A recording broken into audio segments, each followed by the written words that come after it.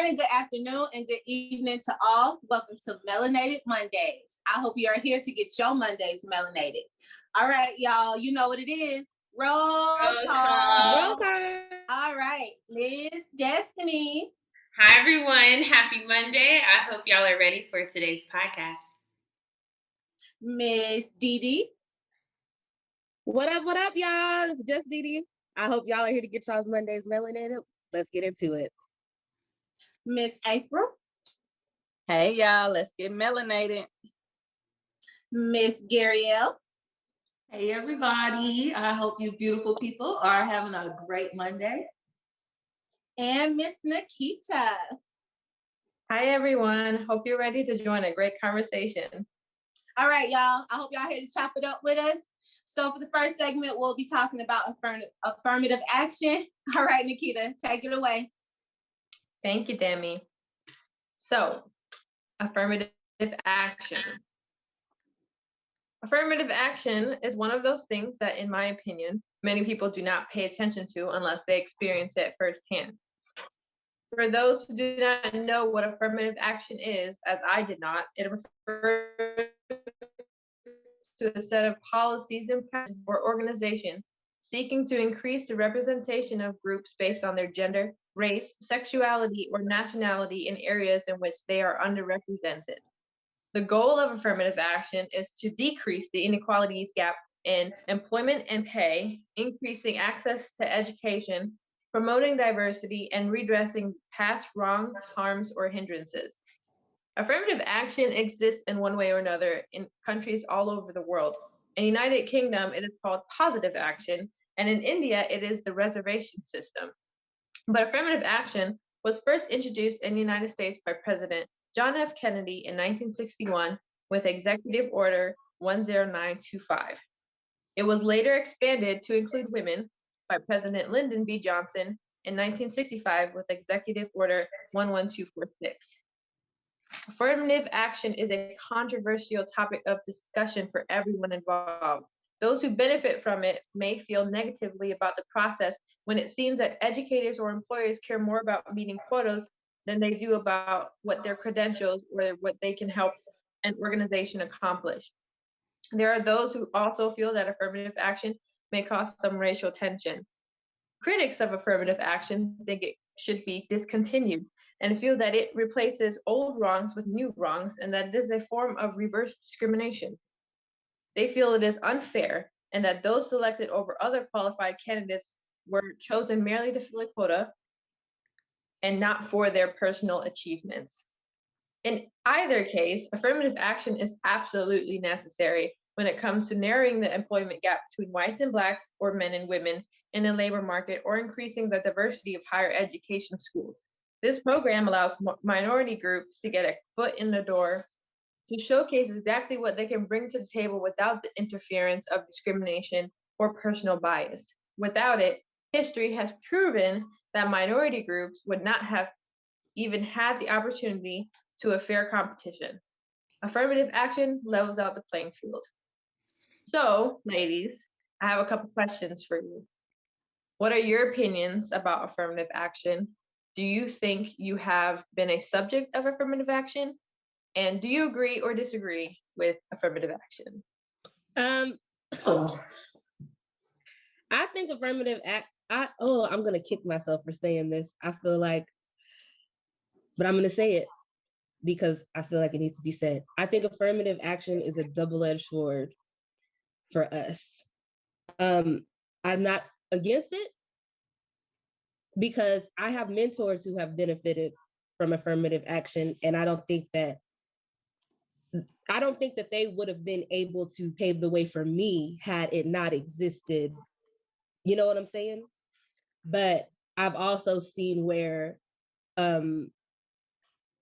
affirmative action has gotten people in positions that they were not qualified for, when I'm sure there's a Black, Hispanic, or whatever person who qualified for the position, but the person on the other end, the person hiring, the person, accepting these people, they're not doing the legwork. So it kind of works against us at times. I don't think there's nothing everybody. wrong. I don't think there's nothing wrong with You you know. saying it's a double-edged sword. You shouldn't kick yourself for that because it's a fact. Yeah. Like you said, there are people who are gonna get a position because of affirmative action and they don't have any business, they don't belong in that position, they don't qualify, they're not competent, all of the above.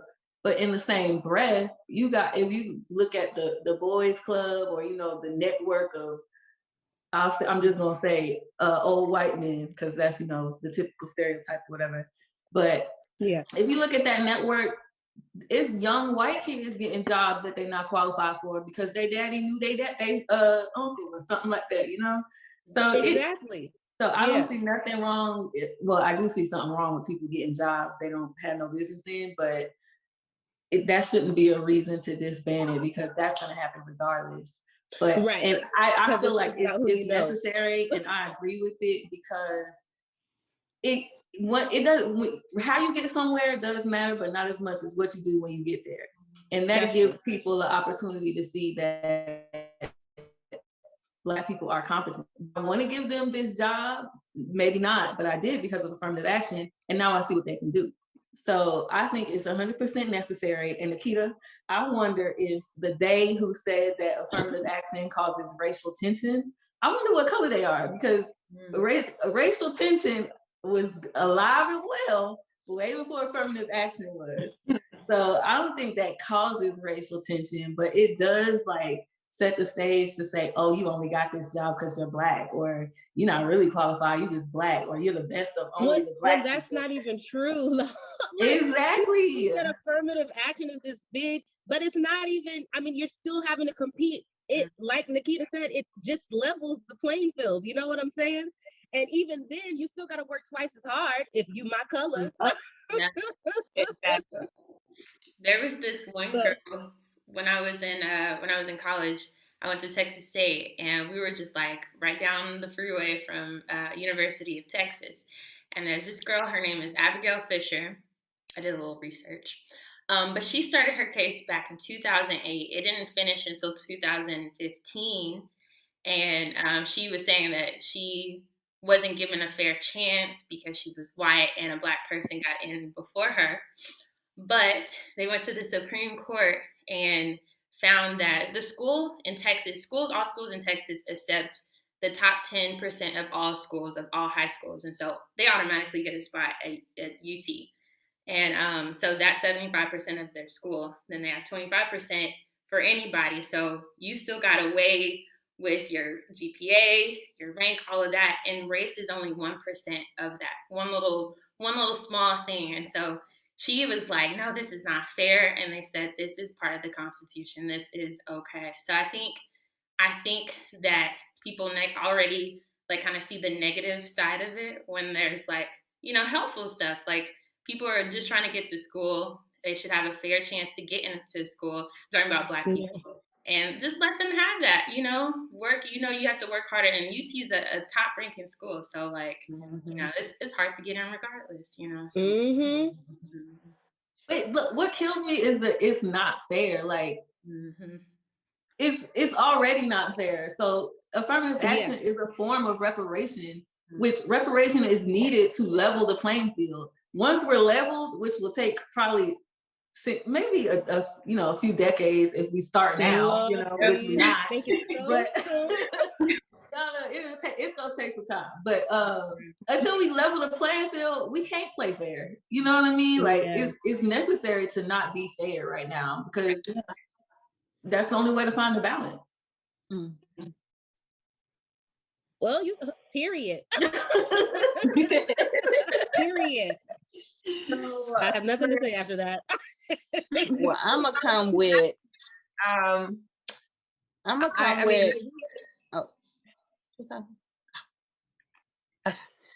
come with the fact that I think it was just a band-aid to the situation at the time. It was, just a quick fix to kind of satisfy what we was going through at the moment. But in my opinion, in order for us to level the playing field, we have to level the playing field at the preliminary level. So the kids in elementary and, at that level, they need to bring the schools into the underserviced area and help them with applying for college, help them with seeing what a college life is like, because I can live in my hood area for all my life. Then you put me in this collegiate environment and I'm going to be overwhelmed. No matter if I am the smartest and brightest, if I can do this, I'm going to be overwhelmed. I'm dealing with culture shock. I'm dealing with all kinds of things. On top of the fact, I know I wasn't adequately prepared. You know what I'm saying? So I think it was a Band-Aid, but if we really want to fix the system, if we want to really make change, of course, we need to do it in all areas, but I think it definitely needs to be done at the lower level, at the at the preliminary level. Agreed. So April, let me keep going. Sorry, Nikita, go ahead.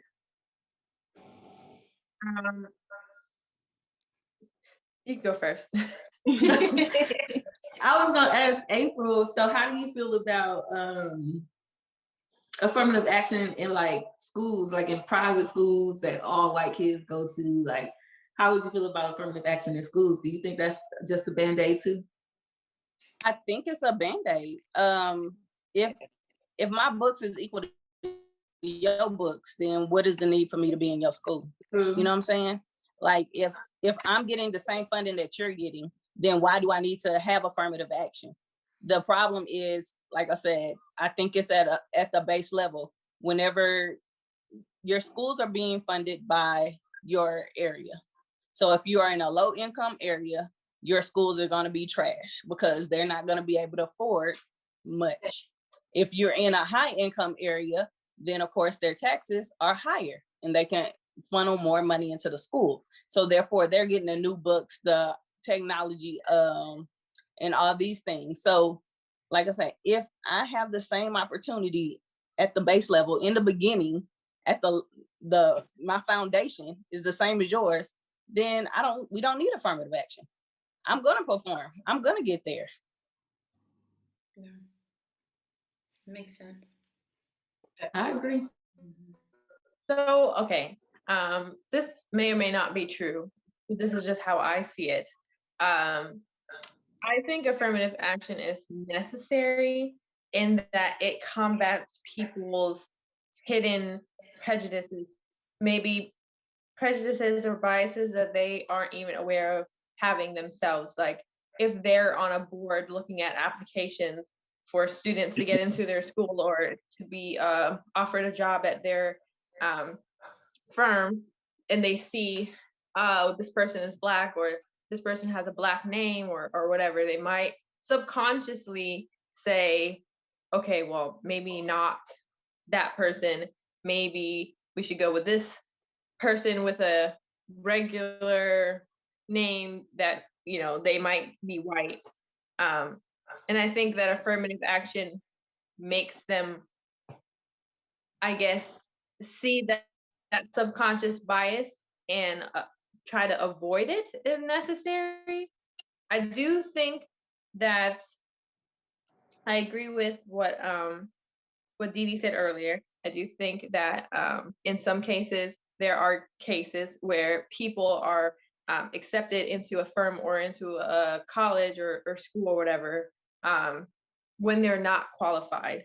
But that's not the point of affirmative action. That is abuse of the program, because the point is to diversify, but with qualified people. So if these two people, white, one Black, one Native American, one Hispanic, are put in front of a person, it's not to say that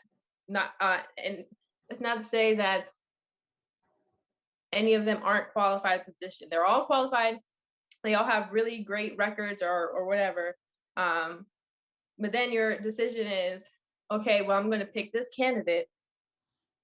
They're qualified just as much as the white person is, but I'm going to pick this candidate because, yes, filling a quota, but we're also giving this minority group a leg up. That is the point of the program. Yes. That's all I'm saying. Y'all looking at it with rose-colored glasses, my friend. That ain't. Yeah, I agree. I get the intention, but that ain't how it works. They gonna bring somebody in unqualified so they can say, see, they not worthy to be here, or you get this job where you're not wanted. The first 6 months when I'm proving myself that I deserve this job, because me being hired didn't prove it. When I'm proving myself, I'm going through hell the whole time. You know what I'm saying? So I gotta deal with that mental abuse to prove a point. Like, you feel me? So I mean, I get it. I get what y'all saying, but I feel like y'all looking at it with rose-colored glasses. Yes, that was the intention, but that ain't reality. And we can see that throughout. Like, I had a conversation with someone on Facebook, and I usually don't get in the comments and converse back and forth, but this guy, he had this long rant about how he was upset that somebody else got the position versus, his qualified friend, and this person wasn't qualified. And then I went in and I kind of explained, y'all got like this 400-year leg in the race, you know what I'm saying? And we're just now getting in the game. And imagine being the opposite, you know what I'm saying? And you having to go in there, and he got it, after I had that conversation. But when people go in there, you can go in there and be the best job, and then they be like, oh, you're one of the good ones after you finally worked so hard to get accepted. Girl, or, you know what I'm saying? Like, so I'm not saying I don't think affirmative action benefits us at all, because I am definitely going to take advantage of my opportunities of being Black and a woman. Okay. But I think that's just a Band-Aid. And if we would really want to fix something, we need to go deeper and make some other things happen. I agree, but I still stand. I mean, what Nikita said, am I for affirmative action in the way that it's in reality, the way that it's actually going for us? It's a double-edged sword. But I am for the purpose of affirmative action. I don't think it was necessarily a Band-Aid. I don't think it was a Band-Aid. And I think it could still be beneficial to us till this today. Oh, definitely. If used properly, if people who are implementing this affirmative action actually put in the work and not have the system, this thing that was supposed to be for us, and work for us, still working against us. So now affirmative action is something that you and I are not benefiting from, because people are simply not doing their jobs. Not because of, like, how you gonna make me hire somebody I don't want to hire? How you gonna come in and tell me, this is just looking at it from a different perspective. How you gonna come in and tell me who I need to hire and who I need to be around 8 hours, 20 hours out the day? You know what I'm saying? Like, so I'm gonna buck the system. They still rocking Confederate flags, honey.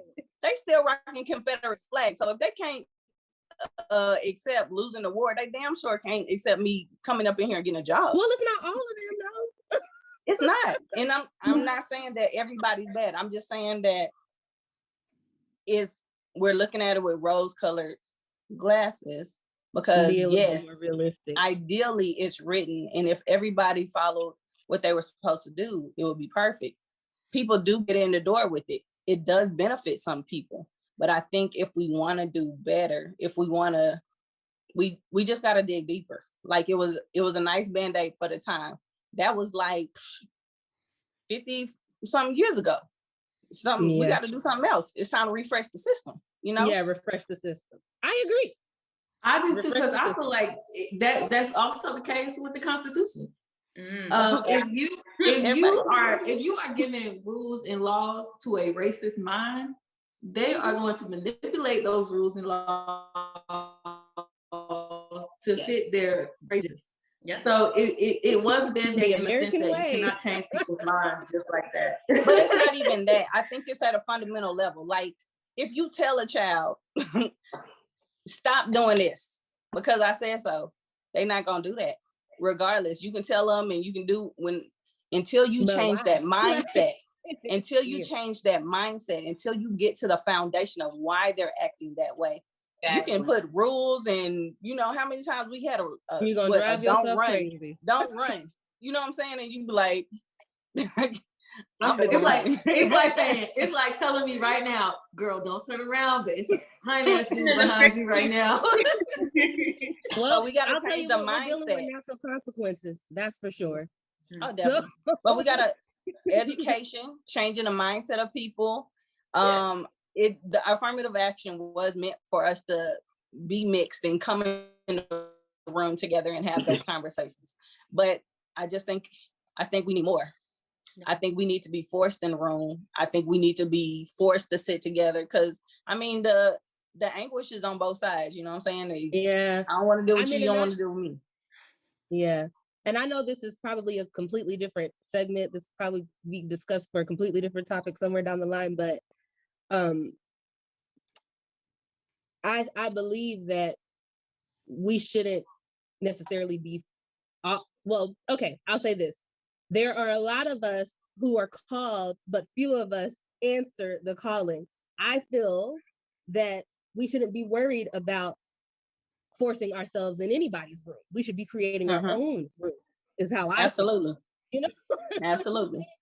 And I do understand that we live in this great country and stuff, but and we deserve the same platform that our white counterparts, I know I always say that, but but that our white counterparts have, and we do.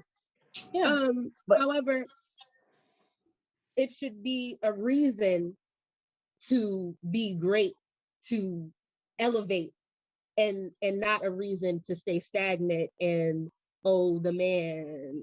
Yeah, and I feel you because at some level, you know what I'm saying, we do end up trying to play the victim card. I get that. But in a lot of ways though, I feel like we forget the history and the trauma that's left in our DNA. So if I start off in a school that never shows a face that looked like me succeeding in a book of history ever, you know what I'm saying? Oh, excuse me, except Martin Luther King. And then the one that does kind of buck the system, he's condemned. He is lashed in school verbally. He is taught Malcolm that he X? is just preaching hate and all this stuff like that. So if I'm taught for however many years with kindergarten through 12th grade, I am constantly being preached this message: you were just a slave in this country. You came here and you did, we built off your backs, but you just a slave. You know what I'm saying? You just came from a slave. Nah, boo. You don't want to go there and go back to the slave. But in between slavery, we done had people that invented practically everything in your home. Invented. And then the white man created the patent and stole all of the inventions. But again, with that, you know what I'm saying? It's like, okay, so check it. If every time I try to succeed, you steal my stuff, you kill my people, you know what I'm saying? And you get away with it. At some point, you just sit back and be defeated for a bit. You know what I'm saying? Until you try to figure out, okay, you got a new generation come up and be like, nah, we gonna buck the system again. And then they try to put us down again. You know what I'm saying? So it's just an unhealthy relationship. But that definitely is a different conversation for a different time. But we in an unhealthy relationship. But so we're gonna keep fighting though. So affirmative action to me is a band-aid. It's the bandage over a bursted pipe. You know what I'm saying? Like, it ain't holding nothing. And now we see that it's just shooting all over the place. The world is seeing it, So yeah, that's my spiel.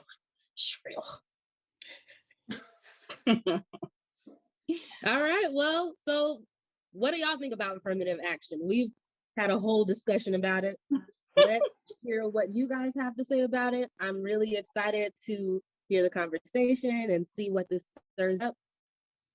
As you can see, we're all kind of on, I think we all feel like we all are like this, but it's just kind of like, we're at an impasse. And it's okay. And that is okay because we all have our different perspectives. So I love it. And the article was great, as always, Nikita. Yeah. So let's get into it. Let's talk about this melanated business we about to promote. Oh, it's time, y'all. Yeah. It's time. our Black coins are focusing on our very own Miss Dee Bailey tonight. So, can you please tell us about Just Dee and the services that you offer? Yes. Okay. Well, Just Dee Services is actually a business and brand that I created to incorporate all of my skills and put them into use under one umbrella. So I think I have a total of 11 services I'll be offering when the phase is complete.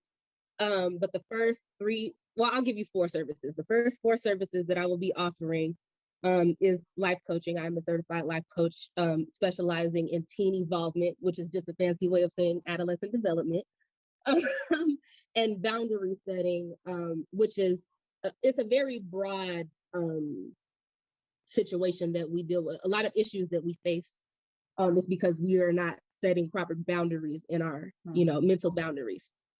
So I went through my journey. It was hard, and now I'm ready to help other people go through theirs. And then my writing services, I am a writer. I write songs, poetry. I'm working on 2 books at once, a playwright. And when I was in the government system, I realized I had a knack for writing and editing. I ended up getting a little over winning a little over $15,000 in grants and awards before I decided, before I resigned, because we passed PCS. And then singing, I am a singer. I guess you could say vocalist. I really wouldn't call myself that, but I can hold a tune or 2. You know what I'm saying? Yes, you can. And songwriting. And so, singing, choreography services, you can hire me for that. And I said 4 services. I said writing. I said life coach. Coaching. You said singing. Oh, I think you wrote one more. My 4th service is as an image consultant. You can call it content creator.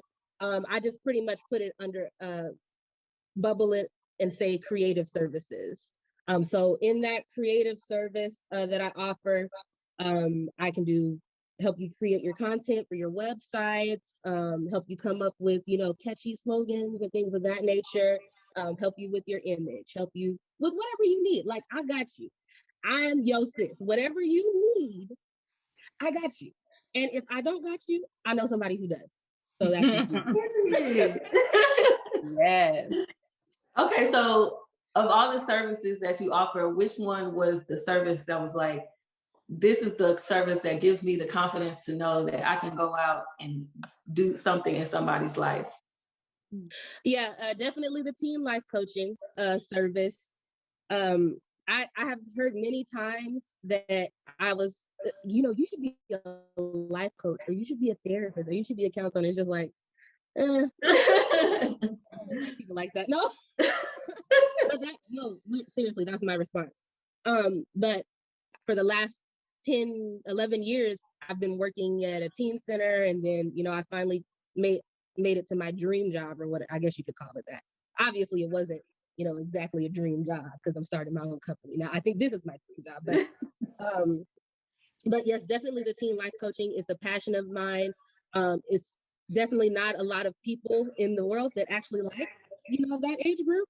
And I happen to love them. I gravitate. I love to be a mentor. I love to help these kids achieve their goals, and let them know that they can do anything they set their mind to. And so, yeah.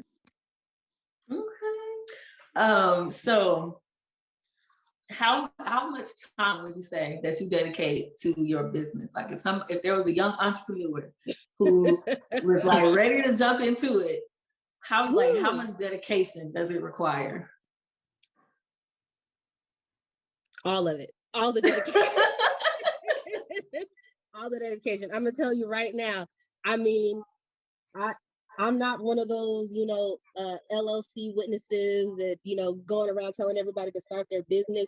It's definitely not for the weak-minded.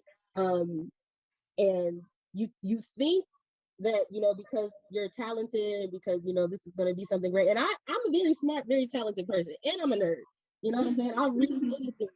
And it has still been so hard for me to get my website up because, I don't have no money. I don't got money like that. Like, I quit my job. I got my little savings that I've been making work. But it definitely takes all the education. If you are planning on starting your own business, the first thing you need to do is sit down with yourself and have a conversation. Make your goals and take one step at a time, one day at a time. It is going to be so frustrating. I just had a situation where I couldn't get out of bed because I didn't sleep for 3 days, which is very unhealthy. But make sure that make sure you're dedicated because it's not a 4th of July picnic. That's for sure. Are your services available right now, or when can people come to the source? Yes, my services are available now for life coaching consultations only. I'm still kind of in the trial of error of creating my own curriculum for this teen life coaching because there's very few people in the field, probably about 3 other life coaches in the world who specializes in in teen development. So it's kind of like not a lot of information out there. And when I say these teen life coaches, I'm talking about teen life coaches who have written things, who have written the articles. Like there's not a lot of places that I can turn to really educate myself, in which I really don't have to because I've created a system that, that works, that is proven to be successful. And so I'd like to share that, that's all I want to do. I'm auntie, you know what I'm saying? Like, and every teen, it doesn't matter who you are, where you come from, your race, gender, color, creed, it doesn't matter. Everybody needs an auntie.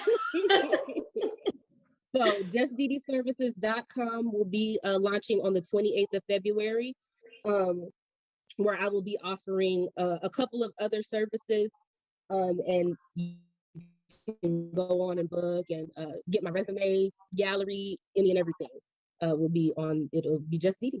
So I hope that you guys are able to enjoy it.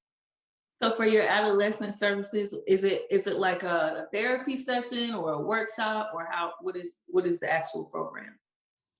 Yeah, okay. It's definitely not therapy. I am not a qualified therapist. Let me just say that.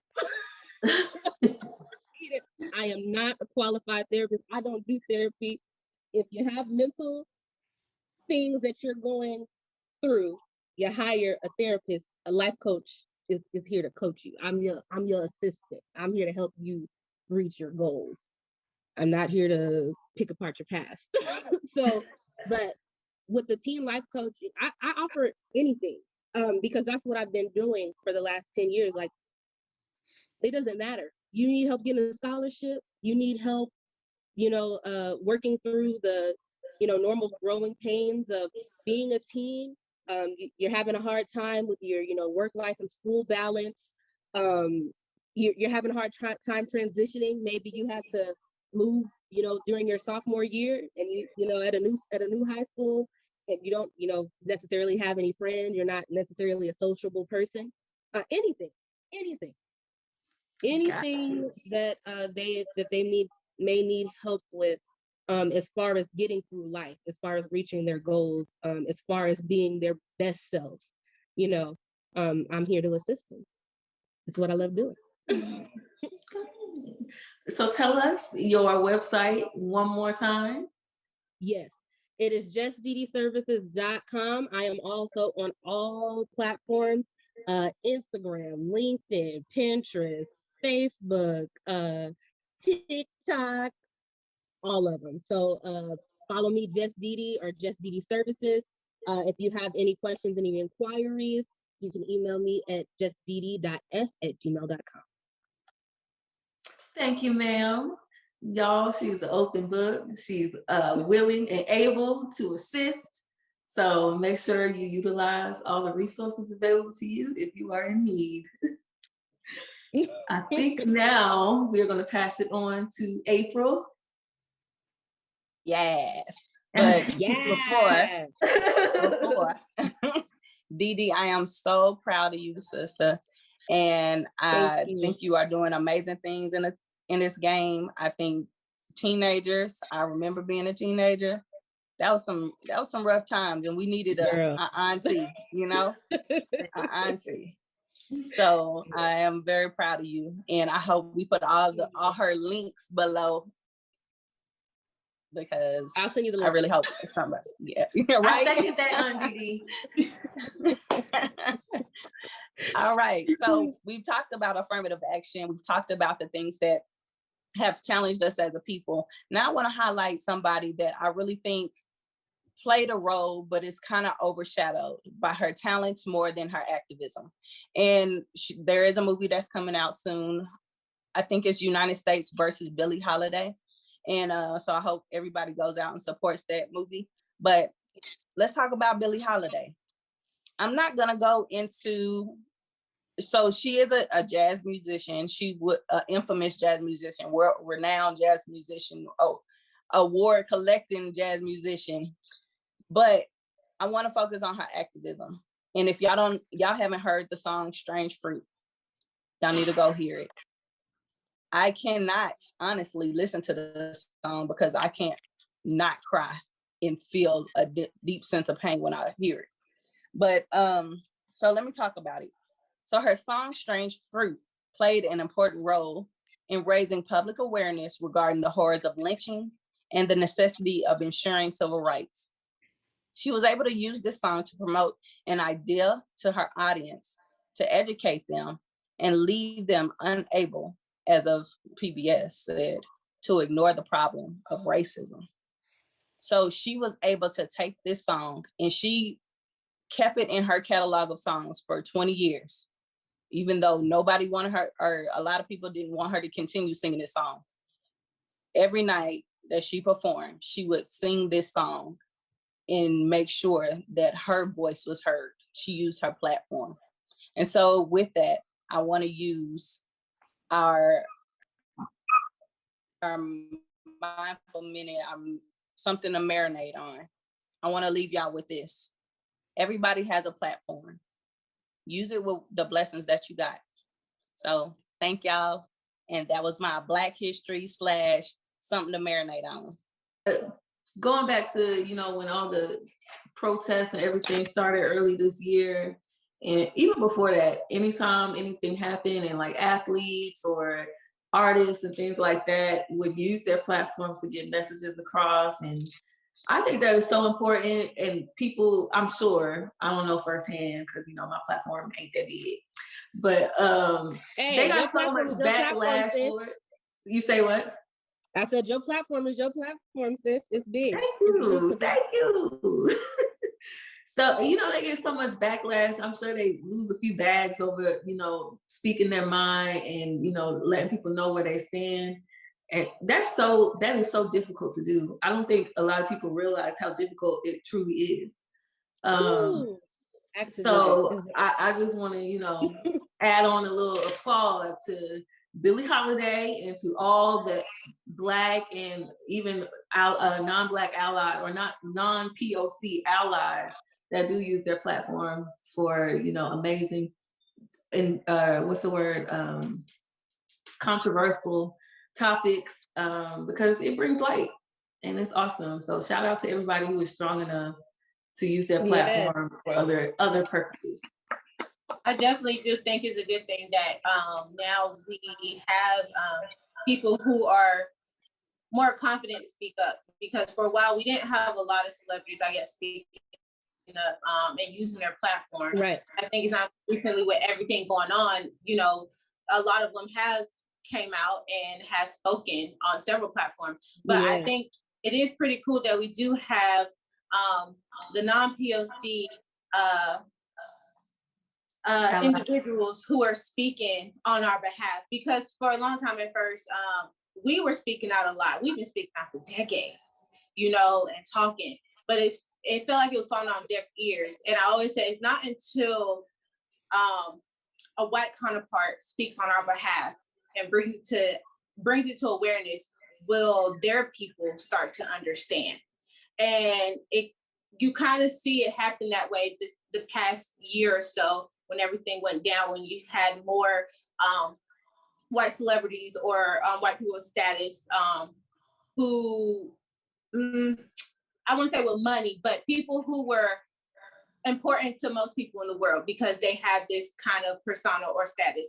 They until they said something, their race group wouldn't listen. But now that they have said something, now it's kind of like, oh, okay, well, we'll take that into consideration. Let me sit back and realize how I'm contributing to what's going on in society. How can I change my behavior? How can I think differently? You know what I mean? So I personally do thank the non-POC people who have spoken out, because it has opened other people's or other racial groups their eyes and their ears, you know, because we can talk till we dead. Blue in the damn face. Yeah. Listen, and it goes in one ear out the other, but until you have somebody else backing us up and supporting us and saying, no, this is an issue and y'all need to get y'all crap together, that's when everyone is like, okay, well, let's stop and let's actually see what's going on. So yeah, I agree with you, Gary. I think it's nice that people are actually using a platform to do things. Do I hate that some people are doing it in the opposite way, where it kind of gives us a bad name, like pretty much the whole Black Lives Matter. But it was meant for a certain thing, and then, you know, you have some people who switched it around, and then it became a negative thing, and that's why some people think there's two different groups when it comes to Black Lives Matter. But I'm thankful for the people who are doing it in a positive way. Didi, you guys say something? I disagree. So, and on that note, to be continued. I think that deserves a whole nother segment. So before we wrap up with Melanated Mondays, I wanted to take this time, we wanted to take this time to share Teen Dating Violence Awareness Month on our platform, and how it's definitely something that more light needs to be shed up on. So I'm just going to read a brief little article. You can go on loveisrespect.org to get more information. Very valuable. And I definitely suggest that you take a look at the action guide to see what you can do in your community, if anything, to be an advocate for teens, because it really is. I mean, just remember. Just remember, it wasn't too long ago. Just think back. You know, it's a lot. I myself have dealt with dating violence as a teen. Very bad dating violence. I thought I was going to die dating violence. Definitely something that hits home. So let me just go ahead and read this brief article before I get my feeling. Okay, so dating violence is more common than people think, especially among teens and young adults. 1 in 3 teens in the US will experience physical, sexual, or emotional abuse from someone they're in a relationship with before they become adults. And nearly half, as in 43% of college women report experiencing violent, abusive dating behaviors. Every February, young people and their loved ones join together across the country for a national effort to raise awareness about the issues of teen dating violence through Teen Dating Violence Awareness Month, which is the month of February. This annual month-long push focuses on advocacy and education to support. So this month, or this year, the focus was know your worth. And, it's pretty much what we've been talking about: know your value, be self-aware, know who you are. And it's very important to instill that, especially in our teens, during that horrible phase in your life where you just don't know who the hell you are and why you were freaking here. You know what I'm saying?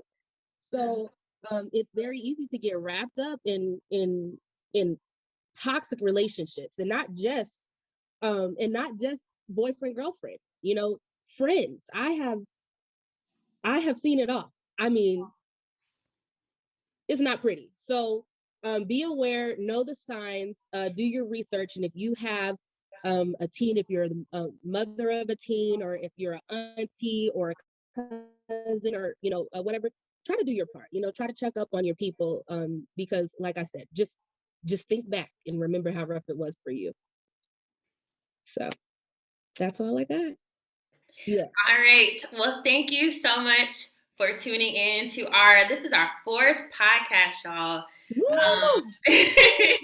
It has been a wonderful month, and I hope that you all have enjoyed tuning in.